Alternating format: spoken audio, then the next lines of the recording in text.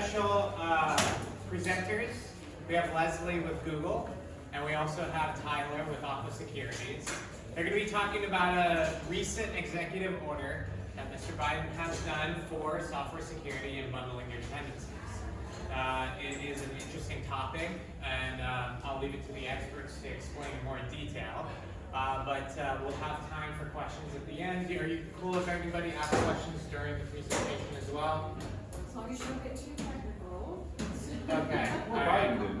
Cool. So, yeah, without further ado, we'll kick it off. Thank you.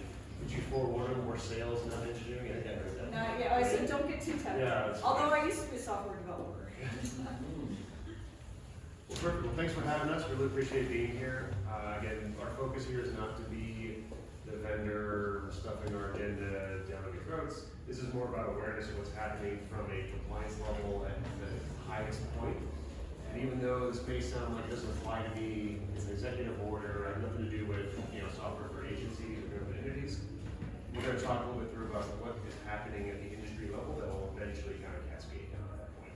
So we get two kind of views into that world, and yeah, ask questions, stop us. Just the caveat here is we're sales and engineering, so we'll go as deep as we can. And this is our just drive that way. Yep. Okay, yeah. Yeah, that's us. We're on LinkedIn. Leslie Ruthe, Tyler Sorensen. I'm a Las Vegan. I've lived here since it was only 250,000 people in the valley, so I've watched it grow. And I used to be a software developer back in the olden days, before containers and all of that good stuff. So now that I'm in sales, I can always say that I know when the developers are trying to BS me, because I used to do it. So. Yeah. And Tyler Sorensen, I'm the account rep for Aqua Security. You may or may not have heard of us. We do a lot in the development community for open source as well as commercial products. And I've been in the cyberspace since 7 to 8 years from a vendor perspective.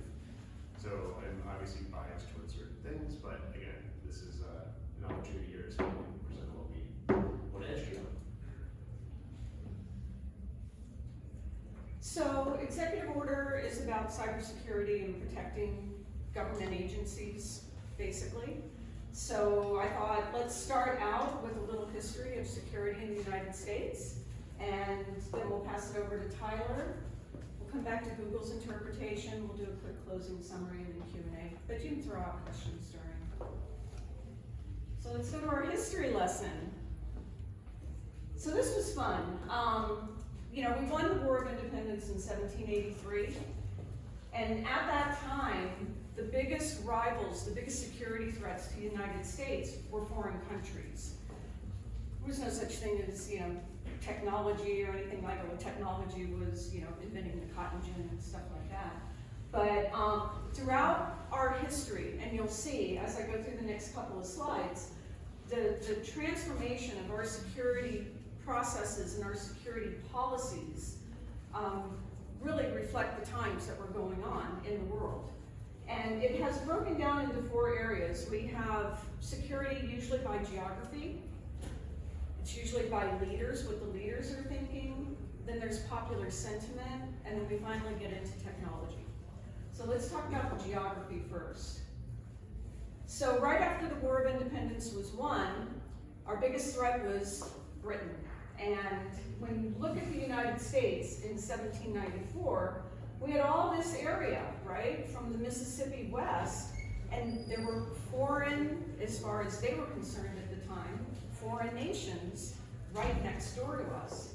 And our first security policy was the Jay Treaty. And the Jay Treaty was nothing more than an agreement with Britain to quit messing with our trade, because they would disrupt our trade routes, and we couldn't get goods back and forth. So we came up with the Jay Treaty. And the Senate approved that in 1795. It was pretty quickly, passed through Congress at that time. And then as we move forward and we get into leaders, as we get into the early 1800s, excuse me, Thomas Jefferson and James Monroe, 2 presidents, their concern was how do we grow and how do we protect what we have? And the only way to protect what we have is to grow, kind of like, expansionism. So with the Louisiana Purchase, and unfortunately, and I know it's not politically correct to talk about this or even to, say, but at the time, it was eliminating the people who lived west of the Mississippi, the tribes, because they looked at the tribes as a security breach. People were getting killed, there was fighting back and forth.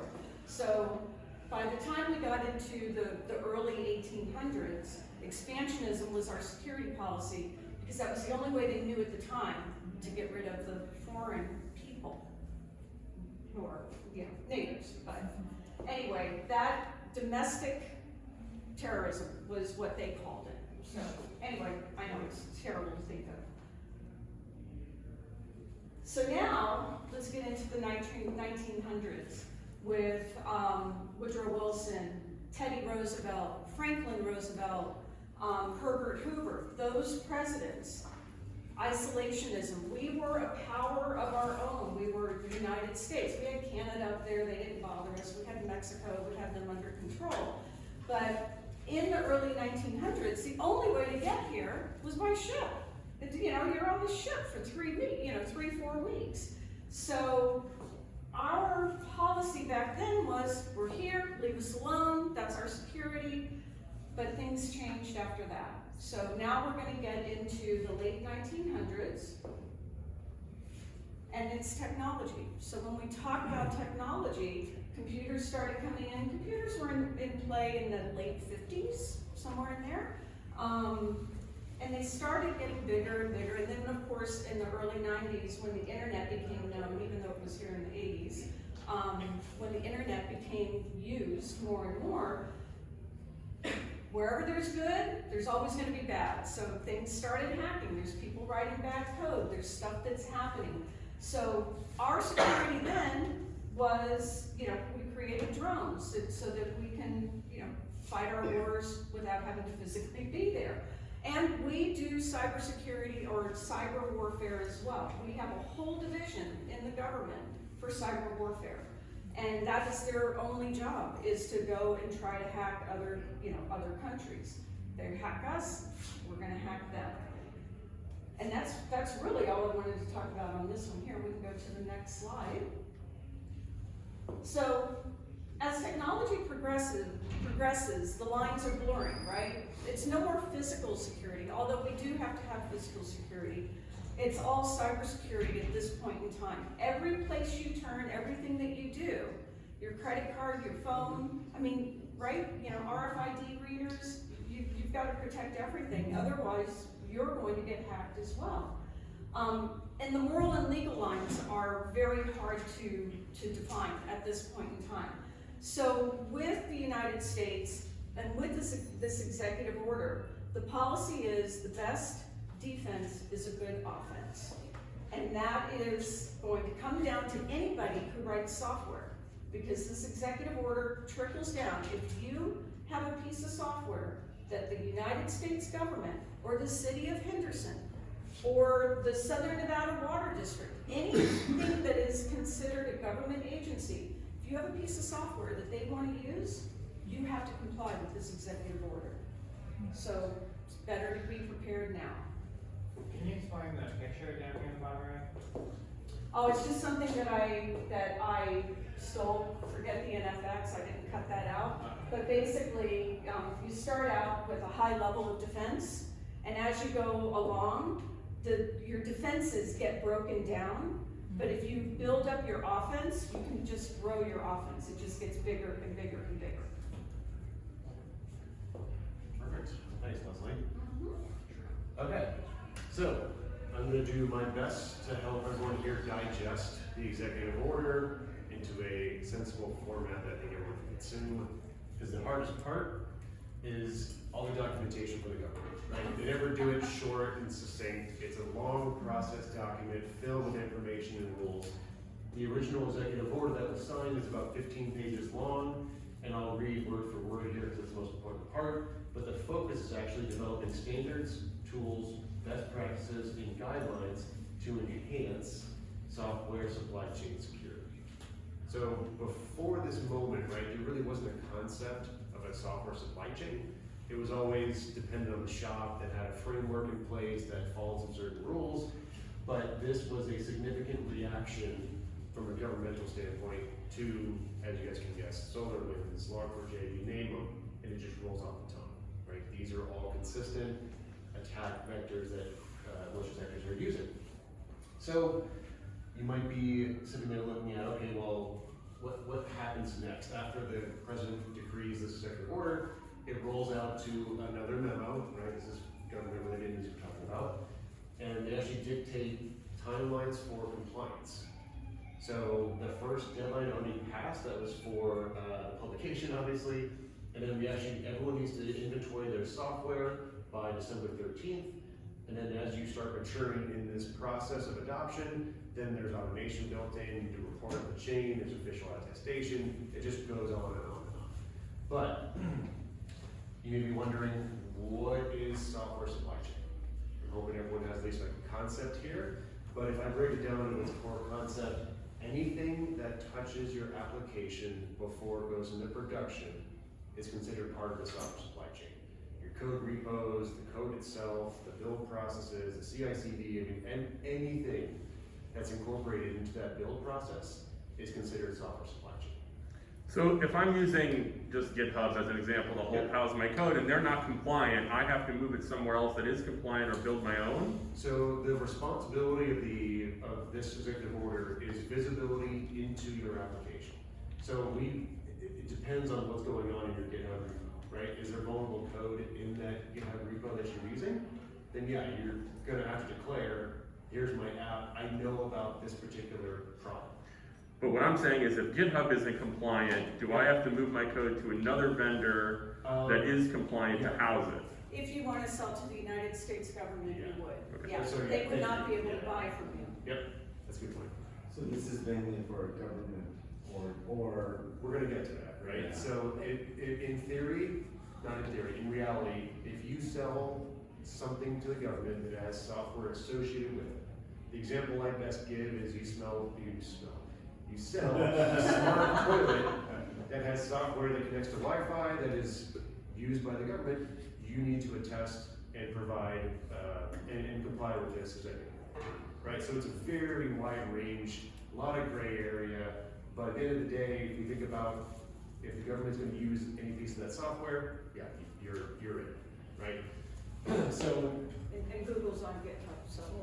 yeah. No, I just, I'm sorry. Yeah. Go ahead. If I mean, just to on another point, I spent 10 years in Northern Virginia. Half my friends are government contractors. Former deputy chief of staff at FBI, guy I split ball with. Right. I hate the government and everything about it. I love my country. Let me be very clear. Yeah. Right. Grandpa literally fought in Nazi World War II. Like my blood survived. Okay, great. But if you are purely in the private sector, like I work with a lot of Web3 technologies to stay the hell away from the government. Yes. So this is the lumbering government tells them what they're up to up front, so that's nice. But if you're purely in the private sector and you're not doing any support service in the government, I believe you're saying there might be a caveat where you're going to say it could apply. But on its face, this is an executive order for Fed contractors, basically. Yes. And then derivatively to Well, local. not even just Fed contractors, I mean, it's anybody, if, ServiceNow, right? Like, Right. if you've provided a service that the government uses, doesn't have to be a federal agency or a contractor, or it's a consumable service, right? Is that a better way to describe it? I mean, if you worked for a private company that sold to the government, whatever their software, it would have to have. I mean, problems. just to be brief, I hate the government. I don't want to sell to them, so this probably isn't a problem for me. Probably not. Correct. Okay, great. But But, there's always a but. it's a good best practice, we'll put it that way. Yeah. Right, we'll see what the requirements are, but. Yeah. Did you have a question too? like 2 slides ago, there's a word inventory in there. Was that referencing a specific process? Which 713 agencies? This one down there? Inventory software. Yep. So like, what's that process like? Is there some standardization there, or is that There's a ton, but it kind of builds on itself. come back to me in a couple slides once I get into the details. I'll actually show you some of the breakouts of the order that'll kind of explain a little bit more. But yeah, we can, yeah. What's the penalty for non-compliance? Freedom. Yeah, freedom. So, it's a good question, right? So, if the bulk of your business, right, let's say you're a image supply. Well, somebody's gonna miss the mark. Right, So, it's loss of revenue potentially, so your business cannot contractually, sell your service to the government, right? So They there's a won't pay big you. impact from that. I Yeah. don't think there's penalties, don't hold me to yeah, that. if 2 days for later, sure. I'm just curious. I don't know. Yeah, And one thing that's worth noting, right, is a lot of companies, medium to large, will base their standards and requirements off of federal standards and requirements blindly, just because the details were already vetted and they know that there's a specific level of security that needs to be met. So that's one thing to keep in mind too, right, is the government set standards that others aren't willing to go through the efforts of redefining their own versions of. So it does potentially trickle to other consumers than just Yeah, government. yeah. So you guys were reading my mind, just going to the next step of like, this is apply to me, right? Is this relevant to me? Why should I care? What's going on? This is a bigger problem that Tyler's trying to tell everybody.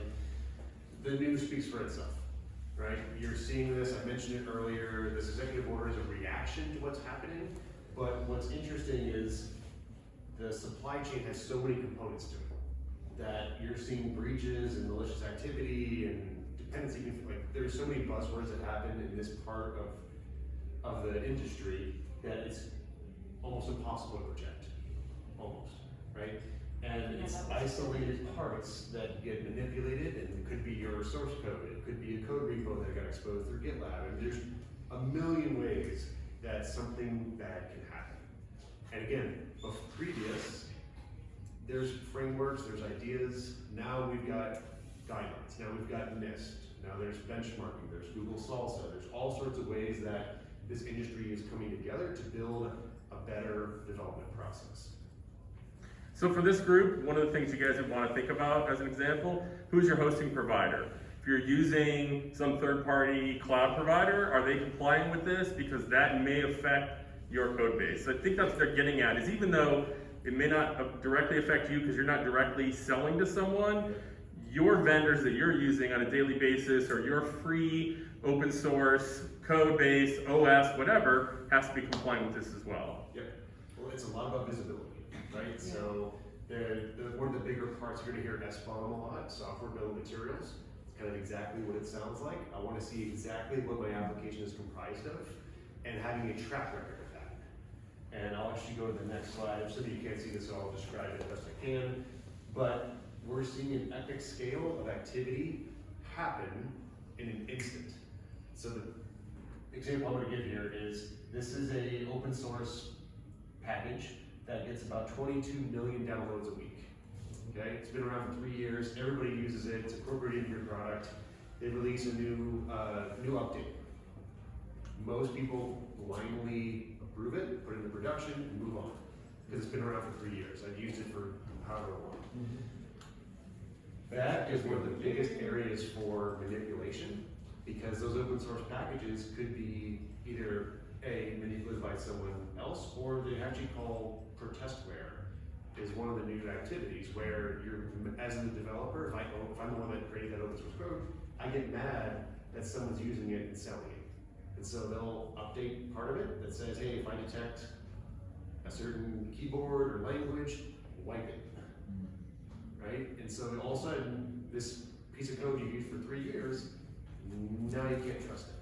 So how do you track that? How do you look at that? How do you have visibility into what part of code and dependencies and libraries are all incorporated in that build?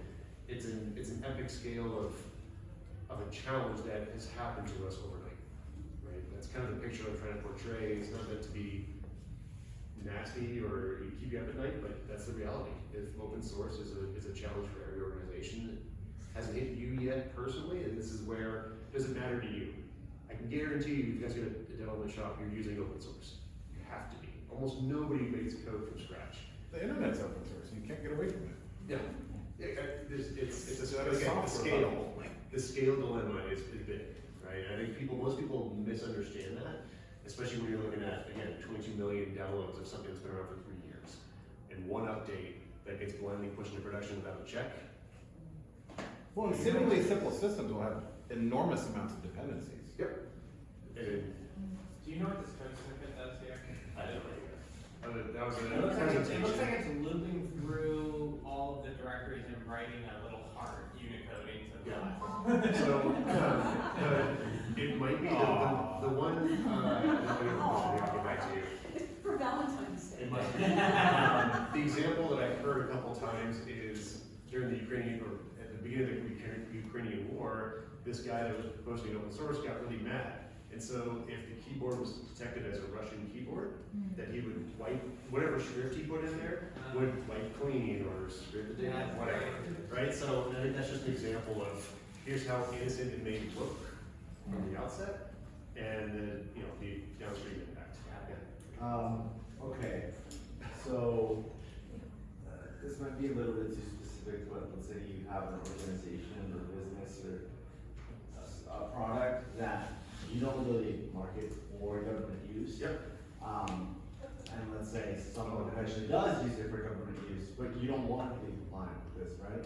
But isn't it just the responsibility of your customer to say, hey, I'm no longer going to use this software? Yep. Versus you having to adjust your entire Yes. business to So- comply. This executive order is forcing, what's called attestation on the agency itself. It's not on you, right? So the agency has to say, here's the applications I'm using, here's what they're comprised of, I know what's going on, I know if there's vulnerabilities, here's the risk tolerance, it kind of goes downstream. Yeah. Well, and just more about the compliance on this, a while ago, probably 2-3 years ago, maybe more, the federal government published a list of cell phones and manufacturers that were no longer approved. And so all the contractors were told, if you have one of these phones, don't let it touch government work. So all of the contractors had to do the attestations. There are many people that just paid for their Huawei phone or whatever the hell it was, Yeah. which is still happily spying on behalf of the Chinese, or whatever it's up to. So if you're wondering about like how government enforces compliance, it's gonna be a series of paperwork saying I agree to things. Yes. And then eventually it might catch some bad actors, and we'll be so glad we have Aqua to save us and Google or whatever. They haven't seen it. Well, this is just the beginning, right? Like, it's not even enforcement yet, right? Everyone's still kind of figuring it out as they go. But yeah, to your earlier point, like, if your product isn't intended to be used, it just happens to be somehow by third party incorporated, yeah, it's a responsibility of the agency to say, hey, I'm aware of it, here's what's built up, again, just that layer of it. Cool. I'll probably skip over most of this, it's an eye chart for everyone in the room here, but I kind of just pulled out, hey, the most common supply chain attacks. Everyone thinks of these commonly, they're CI/CD pipeline breaches, comprise software building tools, misconfiguration of CI/CD, and injection of malicious code. You know, a lot of these, your source code is your baby, right? When that gets manipulated, the best example is SolarWinds, which was taken, they lived in that environment for a really long time. They adjusted the code, all of a sudden you have 22,000, massive customers that are affected, potentially affected, right? I'll say that. I don't want to say affected. So, this is the deep dive on the executive order. There's 6 major parts here. I'll show you a little bit about it. I will not do justice explaining all the different parts and pieces, but I'll kind of give you a high level of what each segment wants to talk about. And again, this references NIST heavily from a framework for supply chain security. So if you're curious, that's like a really long document, got lots of great detail in there. But there's a lot more happening in frameworks and security to help structure the way that we handle these in the future. Let's skip that. This is a quick breakdown of some of the NIST requirements and suggestions. I don't want to go over that here. It's a lot of detail. But this is the better one, right? So the first of those 6 is ensure secure configuration of development environments. Sounds pretty simple, but again, you need to start looking more broadly at your environment. How am I looking at infrastructure as code templates? How am I looking at least privilege model? Do I have MFA enabled, right? Do I have ability for two people to say, yes, this code is okay to push, right? It's all about that visibility and control, which, again, it could be, I slapped a guy, he said it's good to go, I submitted it, right? And trying to get away from that level of portion there. Number 2 is ensure sources of code are trusted and vulnerabilities have been remediated. This one's a little more interesting. So the key factor here is that vulnerabilities have been remediated. Not just I know about them, but as I'm going through the software build process that I have fixed the problems I'm aware of. A lot of times we have customers that do a lot of code scanning and they're aware, but does that feedback loop get incorporated into the build? Sometimes, right? So it's that integrity of the build process that we care about, and this is what's really focused on. 3 is have an SBOM, so I kind of mentioned that earlier, software build materials. You can automate it, there's tons of open source out there to help you just create that template, but you gotta have one, right? You actually need to sign it at the end of the day. That is your attestation that I meet the requirements of the executive order. Okay, lastly here, maintain security development processes. Kind of a broad swath stroke at stay secure. Maintain data integrity and provenance of open source software in use. I kind of mentioned it earlier. You know, the proliferation of open source in most applications is staggering, and keeping track of what that package is, the library dependency, sprawl, right? A third of Netflix's user agreement is a GNU license. Really? Something like that. Yeah, I read through it one time. Oh, what the hell? Yeah, if you look through it, sometimes it's interesting. It's a lot. So I'm just about done here, right? And you're going to hear more about SBOM if you guys don't hear it already. Software build materials is how most of the industry is going to start talking about the quality of the application that is in production, right? Again, this is pre-living in GCP, it's more on-prem. This is really about the code and the build process that we go through. NIST actually gives you a crazy level of detail about how to attest by yourself. So what's happening is you're seeing companies, there's an industry in security that says, hey, we can automate all this process for you, right? Let's get you an assembly, you don't have to touch it, we just give you a printed SBOM and you move on. Or you can do it yourself and collaborate on the details, right? But you're gonna see a lot more movement towards this direction to automate, because why would you bother doing it manually in this day and age? So again, tons of detail, tons of information, but I cannot support that very well. Going back to what's the impact, why not? So obviously, if you don't have a customer that you have a revenue stream that is a government agency or city or what have you, doesn't matter today, right? You don't have to comply, there's no concerns there. But there is regulation that's happening worldwide, and this is the how long does it take to become part of a compliance framework that you're responsible for as an entity today, right? There's Australian regulation, there's EU, UK government, all hyper-focusing on supply chain, and NIST was one of the first ones to build a practice around it. CIS has a framework, SALSA has been a framework that's incorporated. This will be a part of your everyday life, I guess is my point. The question is, how long is it gonna take? And if you're gonna be in this career field for a long time, you're gonna need to figure out, how do I automate this? And how do I make this into a repeatable process for my organization? And the Nevada Gaming Control Board, if anybody works for the casinos, just passed a cybersecurity resolution. So it's in their requirements now. Did they get passed? They did pass it, yeah. Well, so with GDPR, we've seen a slow roll. Obviously, California has their California version of it, but we haven't really seen that bleed out to any other states. So do you think a lot of this is going to have more, we'll use the term, penetration to different states, or do you think it's going to stay pretty contained? Because you're pointing to other countries and find there's no better country in the world to be doing software development than the United States. So like I host everything here, stay the hell away from anybody else Yep. because of all of these things here. Yep. But do you think that encroachment's gonna lean in a bit more or? That's a good question. I don't think I'm sufficiently knowledgeable enough to give you a good answer there. My guess is what I'm seeing from the cyber side is people try to lean in ahead of time, right? So even if they don't care about the regulation, Yeah. the practice of doing this is important to the organization, right? So you may not care if it.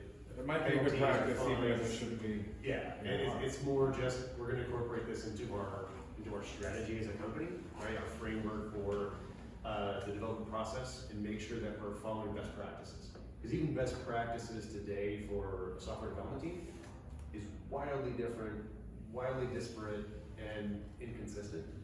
And that may be Well, it's the Wild West. lately, yeah, you know, I it's love it's controls, right?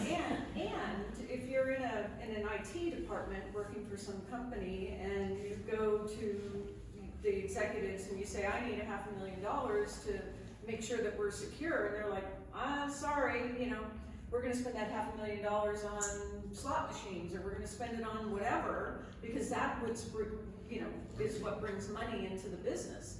And it's happened over and over and over again. So now it's just getting regulated into existence. And I think states will follow up. I do.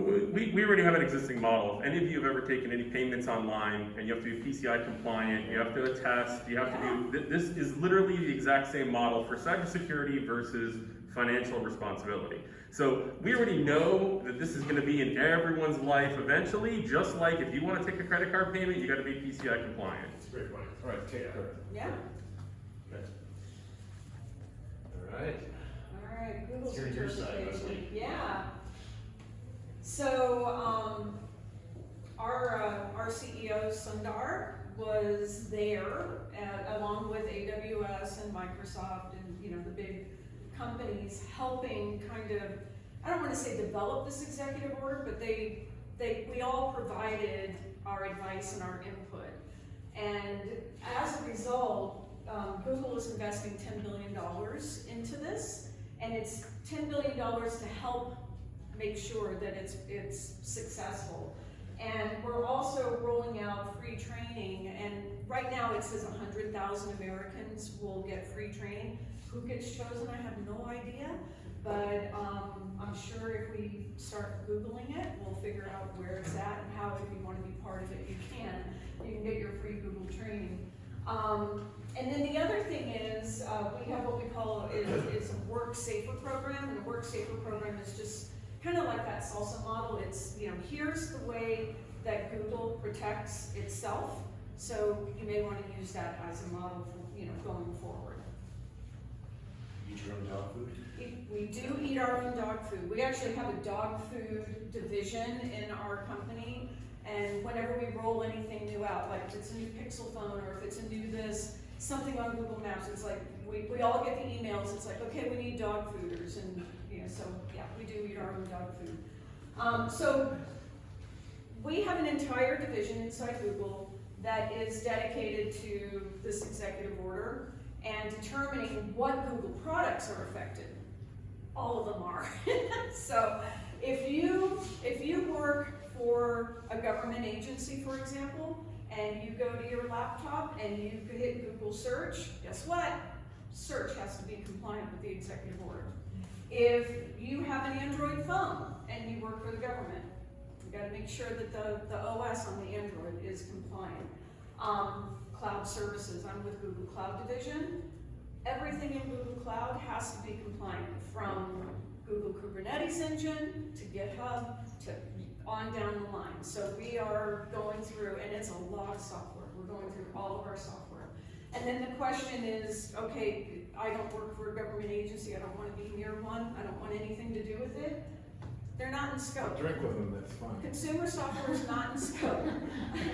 But we do expect that it's going to cause a change across the industry. It's going to set a base level of operation. It's kind of like the wheel is round. We're going to keep the wheel round. Everybody has to have round wheels. Same thing. Whether you're in the government or not, we're going to get to a point where this is going to be kind of the standard equipment. It's like, do you have your SBOM?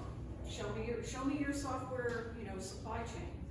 So we just think it's gonna happen across So the board. CISA, the CISA is also the entity that's been pressuring social media companies to control the flow of information, which is a part of why it's very upsetting to see that they have any involvement in this at all, saying they're gonna be involved in future executive orders. Just to rid on the parade a little bit. The standardization sound exciting, for a moment or two I've been excited even, but it's a dirty agency, man. Well, And that's all right, you're the message bringers. Yeah. Does this apply to municipalities or state ran government entities, or is this just federal? good question. My interpretation is it's any agency that takes money from the federal government. Right, it's an executive order, so it's executive branch is the federal. So it really should, I mean, based on what you're saying here, it shouldn't impact local cities and stuff. Shouldn't, but if we want our $50 million to redo I-15, guess what? Yeah, I mean, just think about every school takes money, just think about all the charities that take money, I mean, if you just think about the municipalities, the water, I mean, all of our roads, I mean, it's ridiculous to say this doesn't affect every branch of government, from local all the way up. It's just crazy, just like PCI compliance, you're just gonna have to deal with it. Yeah. Yep, I agree. So we told you so today. Do you see this affecting the healthcare industry? Massively. The first ones to go Yeah. after. Yep. Right? Yeah, Yeah. absolutely.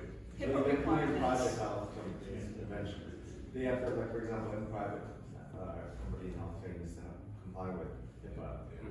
Will that, do you see that extending? I would see HIPAA adopting, like the newer HIPAA adopting stuff like this into it. Yeah, like this encompassing that.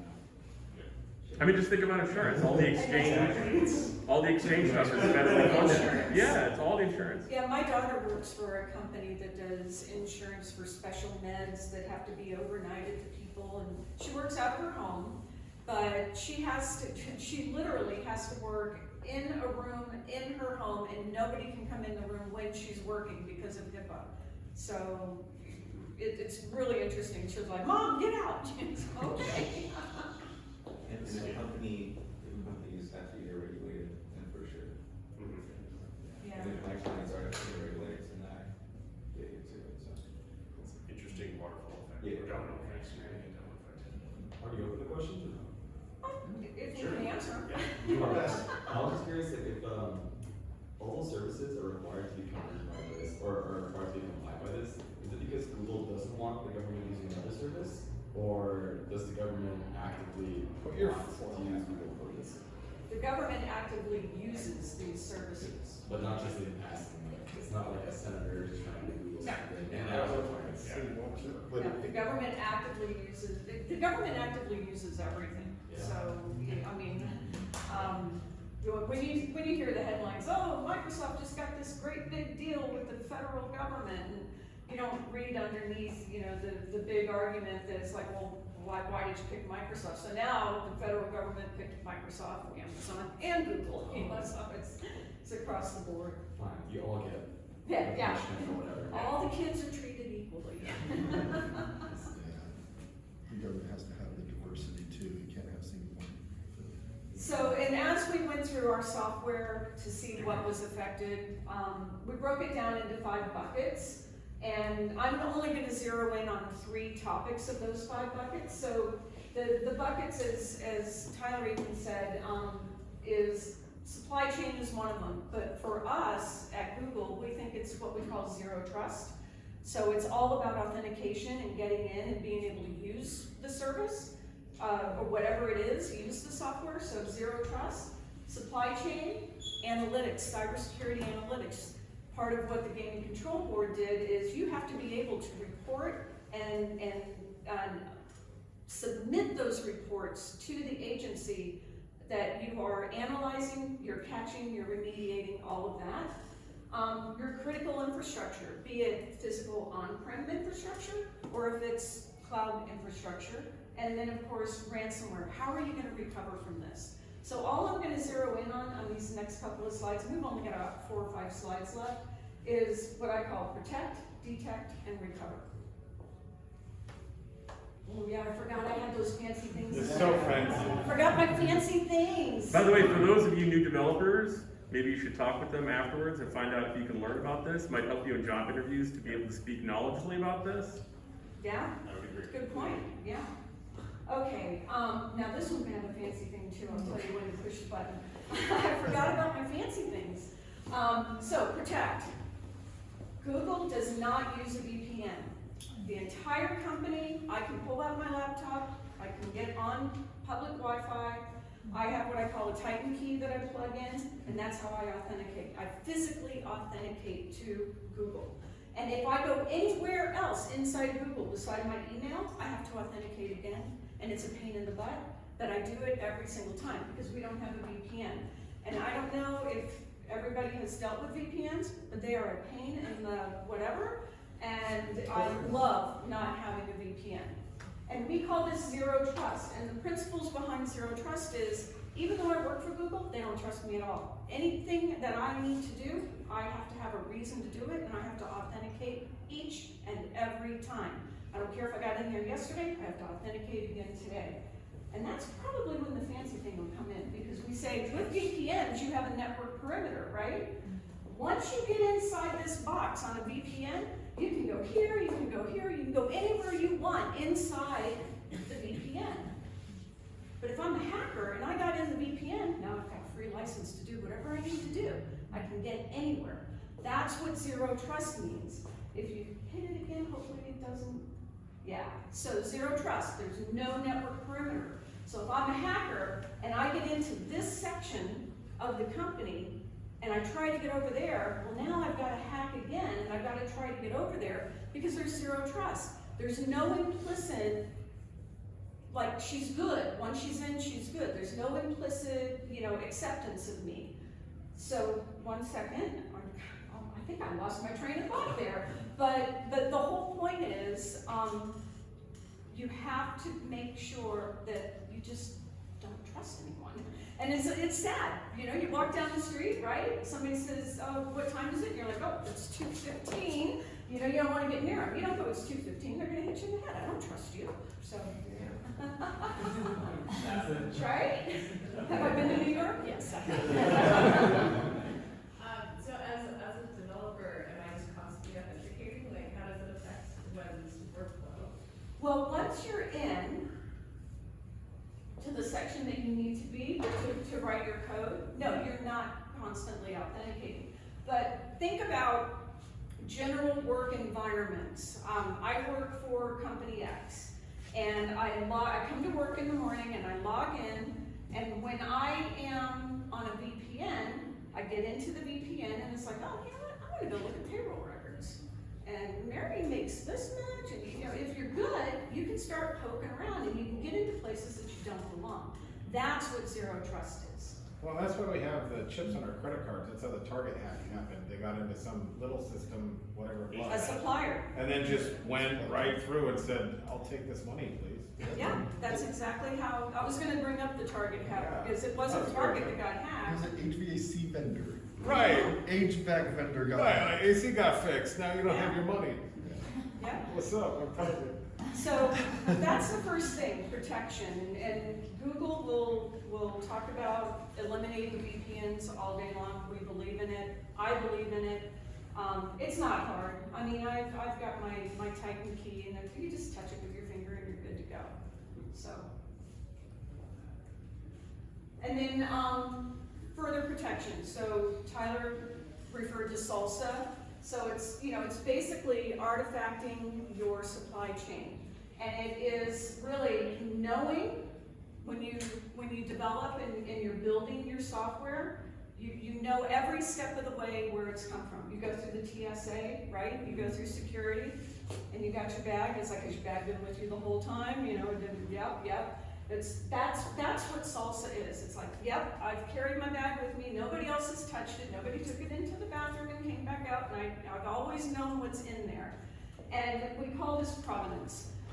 Antiques Roadshow, right? They're like, oh, the provenance of this piece of art, if you can't prove it, it's worth $2, but if you can, it's worth 15 million.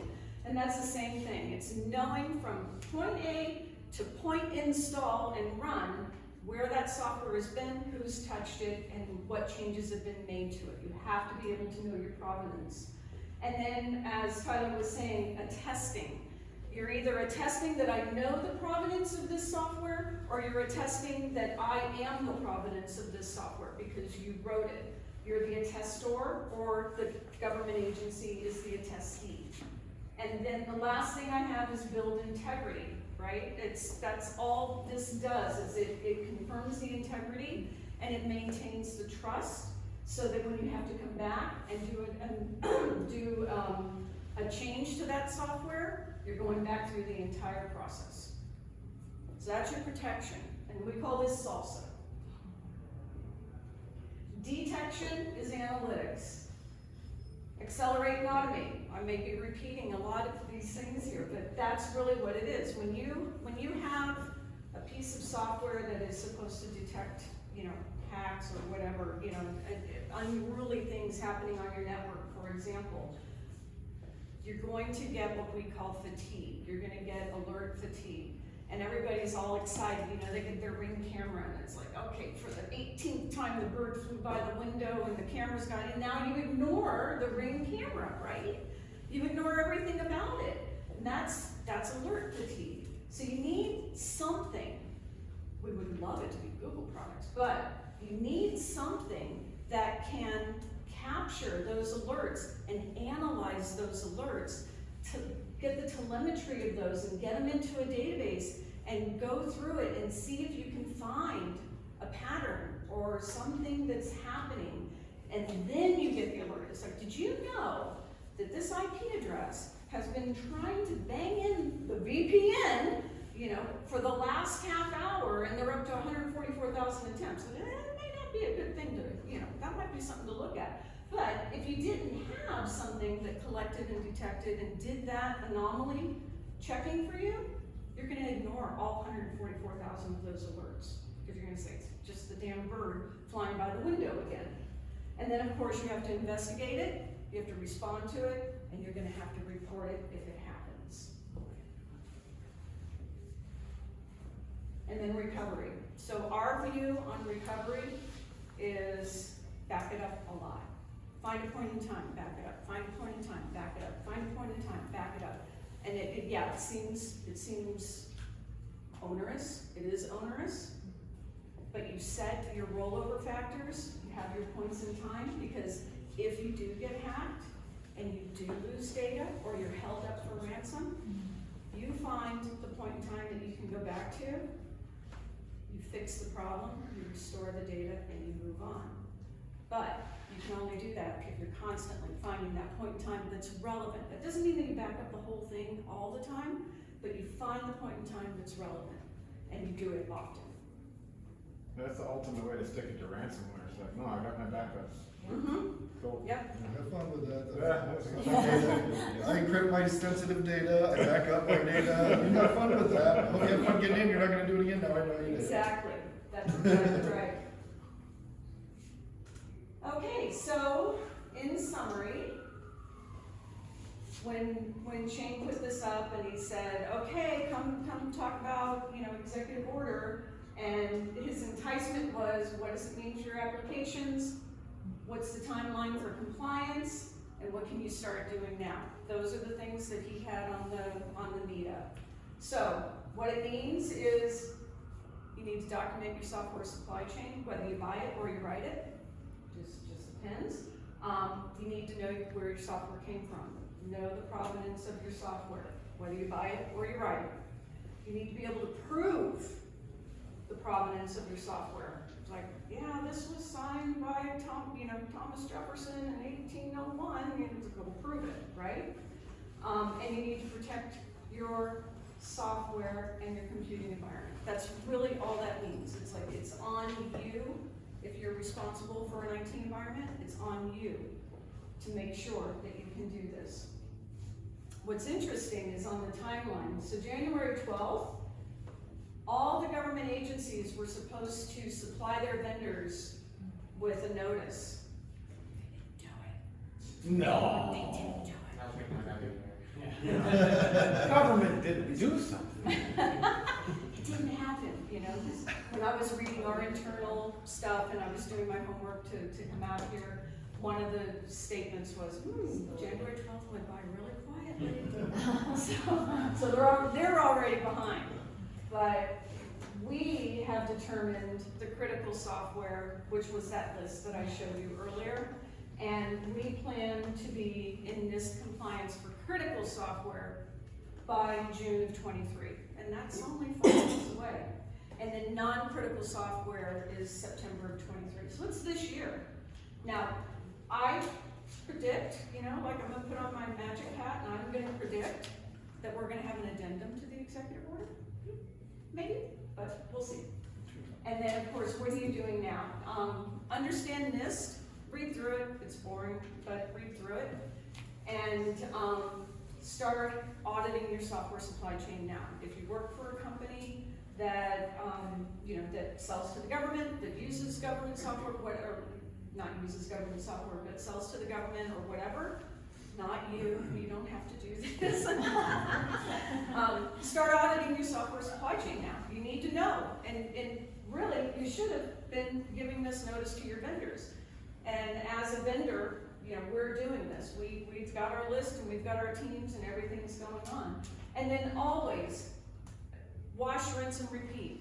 Just because you've done it once doesn't mean it's not going to change. Wash, rinse, and repeat. Wash, rinse, and repeat. It never gets old, and you have to do it over and over and over. So that's it. That's all I've got to say.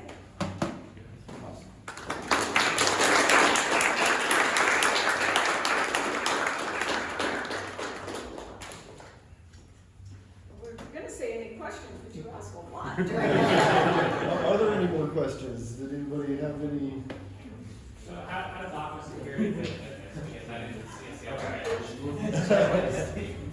I'll give my sliding I'll answer it without being Aqua specific. So we mentioned that there's a way to test manually. It's free. You can do it manually, but anything manual in cyber usually ends up being detrimental to the business. It's a point in time, it gets old, no one wants to maintain it. So there are vendors, I mentioned the industry of cybersecurity, that has created a bunch of companies that are now, I do this automatically. You can buy Aqua, you can buy a bunch of other products that will actually automate this entire chain. It plugs into the API to your build tools, to your repos, we can scan, we can assemble, spit out your SBOM, and it tracks it throughout its life cycle of that application, right? So Aqua does more than that, but specific to the supply chain piece, if you want the one click, let's get this through, I want extra visibility, I want to attach it to vulnerability, you can go really wide and dangerous with Aqua. So is your API compliant with this? Yeah, we sell. We have lots of federal customers. Right, so, yes, we are compliant. And they run on Google Cloud, so. Exactly right. But no, good question, right? And there, I'm not taking my Aqua hat off. There's a lot of vendors that do a lot of things really well in this space. So kind of depends on what the maturity of your organization needs. You may have a great code scan. How's your build process? What's the integrity of your CI/CD? Do you have MFA? Do you have 2 people to sign off? There's lots of ways to assemble this that best fits your organization. The Aqua piece is the broad swath I want Aqua to take care of, right? But ultimately, if we use GCP, we're good. I'm not. Of course. Actually, yeah, It's an easy pull, right? yeah, there's several cloud vendors out there, you know, the big 3. Google is known for being safe. I mean, and we're known for open source at the same time, right? We create stuff, we throw it out there, and we share it to everybody. But security, and it's our zero trust, right? That's for some reason, and I'm gonna knock on wood, right? We haven't been hacked. We haven't. We catch them. They trust me. They try every single day, and we catch them every single time. So we're lucky. If anybody wants to reach out to you folks, is there contact information or anything? There's LinkedIn. Someone asked me if I have a business card, and I haven't a business card in 6 years. Right? It's just not a thing anymore. But find us on LinkedIn, you know our companies, there's always ways to find ways to us, but, so, again, Leslie's your local, Nevada-based GC, Google Cloud Services rep, did I say that correctly? Yeah. Okay, County executive. there you go. Sounds fancy. And I cover 6 states, so I'm mobile a lot, but yeah, I'd be your guy for Nevada as well. And I do have in the meetup.com invite, or also posted on LinkedIn or whatever, however you might have heard about it. We do have links to their profiles on LinkedIn. There are, sorry, I'm going to take a copy of the slide deck, and I'd like to post it if it's okay with them, along with the recording from tonight's session. If anybody wants that, just follow up on the meetup. I'll be able to get that to you. I want to thank them both very much. This is very, nobody really wants to read into the new executive order. They're just going to wait until their boss tells them they have to do it, really. But some of the really key points that I think are important from like an OWASP standpoint, right, as there's some very vague aspects to this executive order, right? As they noted, right, one of the lines is just like, make sure your software is secure. Well, what does that even mean, right? Like, okay, the executive order is kind of focused on the software bill of materials, making sure you understand what your software is comprised of and how it's delivered, and making sure that that whole supply chain is secure all the way, right? How do you make sure it's designed securely? How do you make sure that it's maintained securely, right? What are good processes and frameworks to run your company to help ensure you can maintain something like complying with this executive order, right? OWASP has a ton of great free resources. It's an open source foundation, right? It's a global nonprofit. Check out OWASP.org. Tons of great resources. You could spend a year going through all of the resources and still not be an expert on half of them. I very much encourage anybody who is interested in software development in general, take a look at OWASP. It made me a better developer long before I was even interested in software security itself, right? Specifically, the OWASP top 10 is a good place to start, right? Yeah. So OWASP, they're most famous for the OWASP top 10, which is the top 10. It's the top 10 exposed or basically taking advantage of vulnerabilities in web applications, right? So yeah, everybody knows SQL injection or whatever, right? It's so prominent because it's so common and people don't protect against it very well, right? That's why it's on the OWASP top 10. Check out the OWASP top 10. They have an API top 10. Everything's API driven now. Microservices, they have an API top 10. Same concept, it's great. There's been a lot more Protecting your APIs, oh my god, that's such a big deal too. T-Mobile just got hacked. They just announced that. It's a big deal. It's so So yeah, check out OWASP. Thank everybody for coming. Thank Tyler and Leslie here. We got a few prizes to give away, actually, 2 JetBrains licenses. So we have a question. Oh, we did. I